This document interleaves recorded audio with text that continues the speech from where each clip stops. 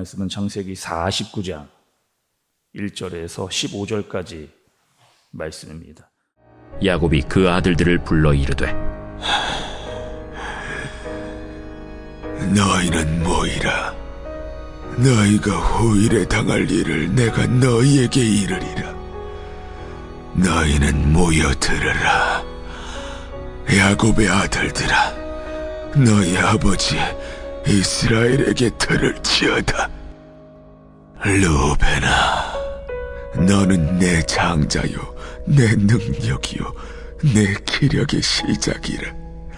위풍이 월등하고 권능이 탁월하다마는 물이 끓음 같았은즉 너는 탁월하지 못하리니, 내가 아버지의 침상에 올라 더럽혔음이로다.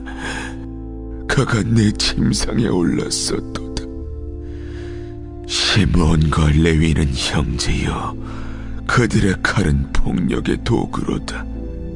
네호나, 그들의 모의에 상관하지 말지어다. 내 영광아, 그들의 집회에 참여하지 말지어다. 그들의 분노대로 사람을 죽이고 그들의 혈기대로 소의 발목 힘줄을 끊었음이로다. 그 노여움이 혹독하니 저주를 받을 것이요, 분기가 맹렬하니 저주를 받을 것이라. 내가 그들을 야곱 중에서 나누며 이스라엘 중에서 흩으리로다. 유다야, 너는 내 형제의 찬송이 될지라. 내 손이 내 원수의 목을 잡을 것이요, 내 아버지의 아들들이 내 앞에 절하리로다. 유다는 사자 새끼로다. 내 아들아, 너는 움킨 것을 찢고 올라갔도다. 그가 엎드리고 웅크림이 수사자 같고 암사자 같으니 누가 그를 범할 수 있으리야. 규가 유대를 떠나지 아니하며 통치자의 지팡이가 그 발 사이에서 떠나지 아니하기를 실로가 오시기까지 이르리니 그에게 모든 백성이 복종하리로다. 그의 나귀를 포도나무에 매며 그의 암나귀 새끼를 아름다운 포도나무에 맬 것이며, 또 그 옷을 포도주에 빨며 그의 복장을 포도즙에 빨리로다. 그의 눈은 포도주로 인하여 붉겠고 그의 일은 우유로 말미암아 희리로다. 스불론은 해변에 거주하리니 그곳은 뱀에는 해변이라. 그의 경계가 시돈까지리로다. 이사갈은 양의 우리 사이에 꿇어 앉은 건장한 나귀로다. 그는 쉴 곳을 보고 좋게 여기며 토지를 보고 아름답게 여기고 어깨를 내려 짐을 메고 앞제 아래에서 섬기리로다. 아멘. 여러분, 우리가 창세기를 보고 있습니다. 창세기는 총 몇 장까지 있냐면 50장까지. 그리고 오늘 말씀은 창세기 49장.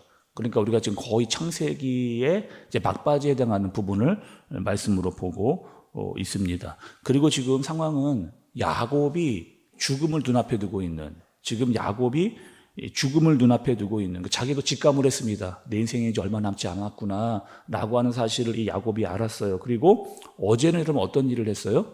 야곱이 그 요셉의 아들들 므낫세와 에브라임을 불렀습니다. 그리고 기도를 해줬어요. 어떤 기도를 해줬습니까? 축복 기도를. 어떻게 했느냐? 손 이렇게 X자로 이렇게 해서 축복 기도를 했잖아요. 그래서 둘째 차자였던 에브라임에게 오른손을 얹고, 그리고 장자였던 므낫세에게 왼손을 얹어서 그렇게 기도했습니다. 그 기도의 의도는 뭐였어요? 낮은 자이어도 하나님께서 은혜를 주신다라고 하는 사실을 말씀을 통해서 우리가 깨달을 수가 있었습니다. 어제는 요셉의 아들들, 그러니까 야곱의 입장에서 손주들에게 축복 기도를 해 주었다면 오늘은 어떤 말씀이냐?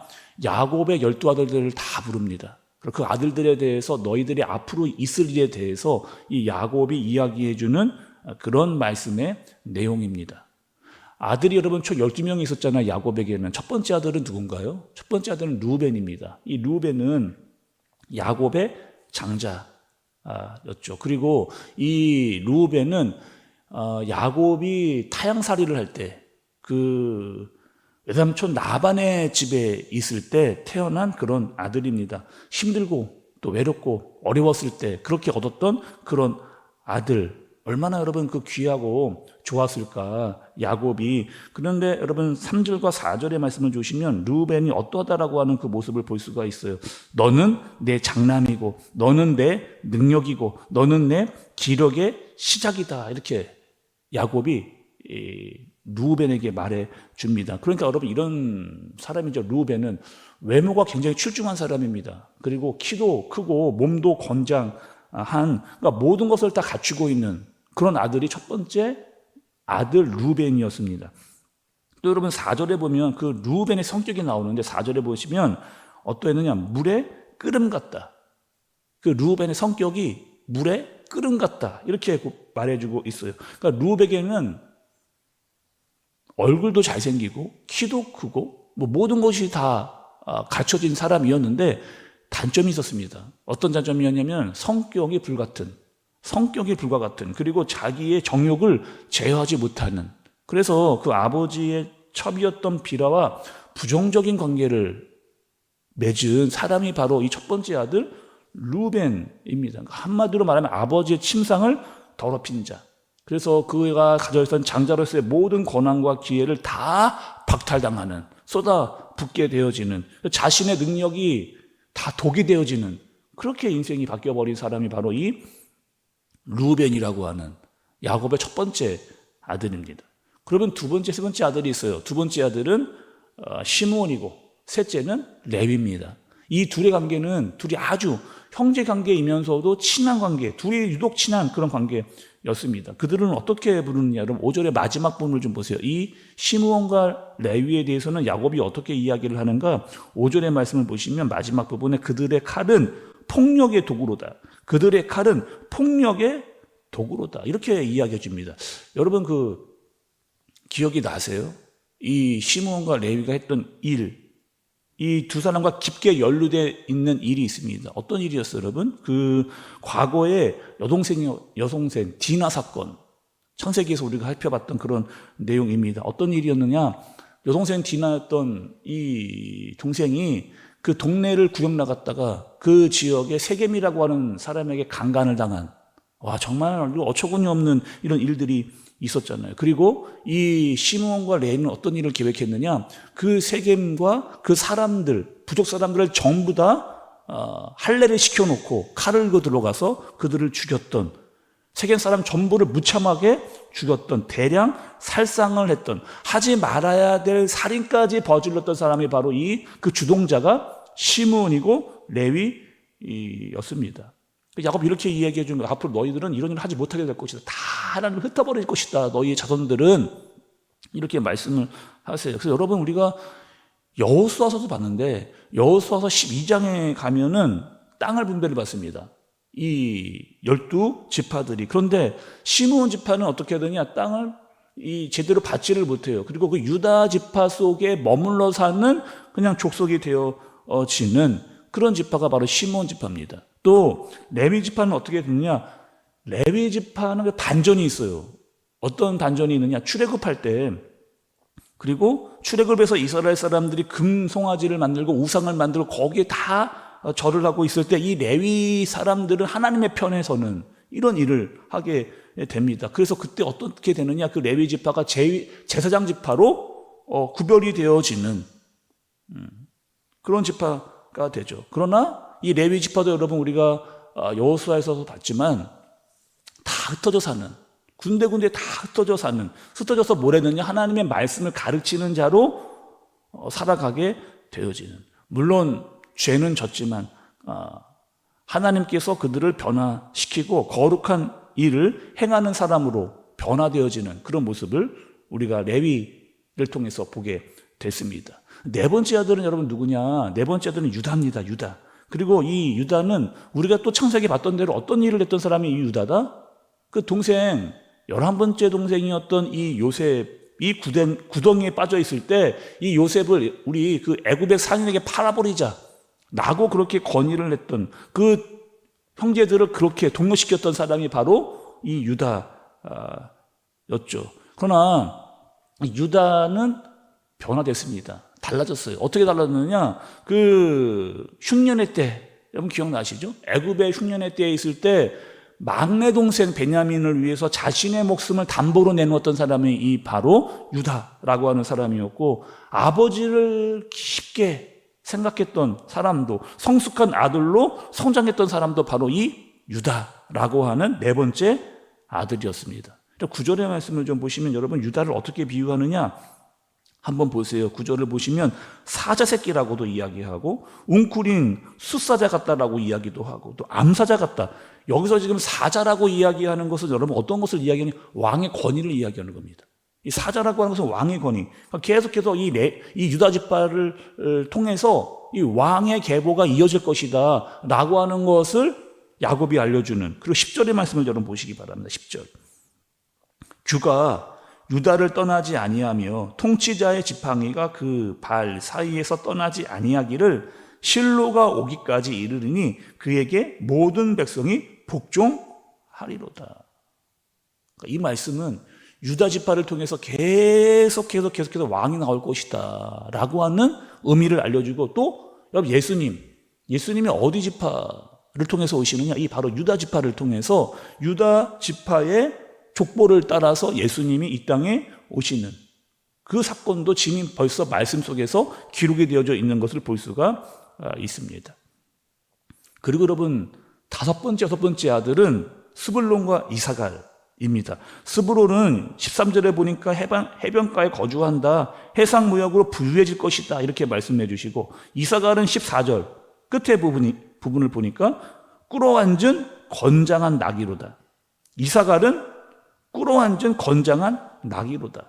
여러분 이사갈을 지금 나귀에 비교하고 있거든요. 특히 건장한 나귀랍니다. 이 건장한 나귀는 일을 잘하는 그런 짐승이에요. 성실합니다. 그래서 너희들이 좋은 땅, 열심히 일하면서 좋은 땅을 얻게 될 거야. 그런데 마침내 너희들은 안주하게 될 거다. 그리고 그 좋은 땅들을 이방인들에게 빼앗길 것이다 라고 이렇게 야곱이 알려주는 말씀이에요.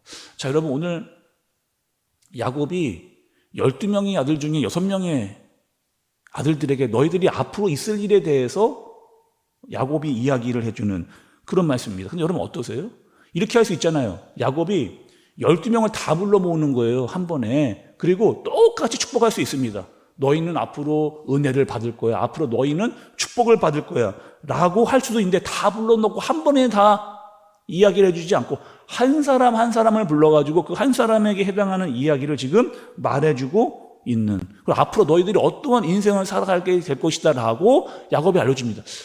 여러분 이렇게 할 수 있는 이유는 뭘까요? 어떻게 야곱이 한 명 한 명을 놓고 이렇게 이야기해 줄 수 있었을까? 아버지였기 때문입니다. 아버지가 아들들을 자세히 봤어요. 잘 들여봤습니다. 그리고 그들의 성품과 그들이 해왔던 모든 일들을 다 아버지가 본 거죠. 하나님 아버지도 이와 같습니다. 하나님 아버지도 이와 같아요.